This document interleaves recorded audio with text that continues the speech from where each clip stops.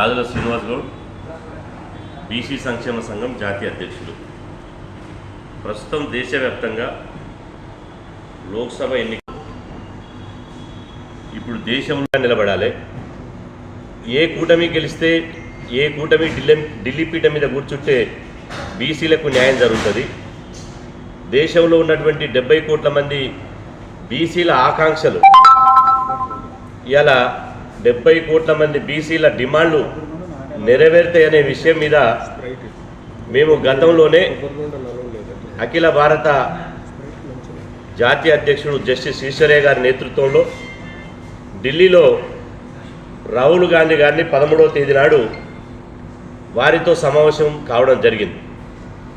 రాహుల్ గాంధీ గారు జస్టిస్ ఈశ్వరయ్య గారు ఇచ్చినటువంటి వినతి పత్రాన్ని వారు స్వీకరించి ఈ దేశంలో 70 కోట్ల మంది బీసీలను సమాజంలో అభివృద్ధిలో భాగస్వామ్యం చేయకుండా, బీసీ డిమాండ్లను నెరవేర్చకుండా భారతదేశం ఎప్పుడూ అగ్రదేశం కాదు.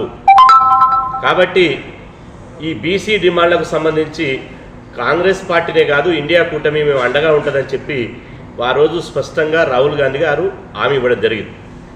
వారి హామీ మేరకు వారు చేపట్టినటువంటి భారత్ జోడో యాత్రలో కానీ, అదేవిధంగా వారు చేపట్టినటువంటి భారత్ న్యాయ యాత్రలో కానీ, వారు పాల్గొన్నటువంటి సభలో కానీ 70 కోట్ల మంది మా బీసీల ఆకాంక్షలను, మా బీసీల బతుకులను, మా బీసీ డిమాండ్లను వారు ప్రతి బహిరంగ సభల్లో లక్షలాది మంది సాక్షిగా మాట్లాడడం జరిగింది. అందుకు రాహుల్ గాంధీ గారిని మేము మనస్ఫూర్తిగా అభినందిస్తున్నాం.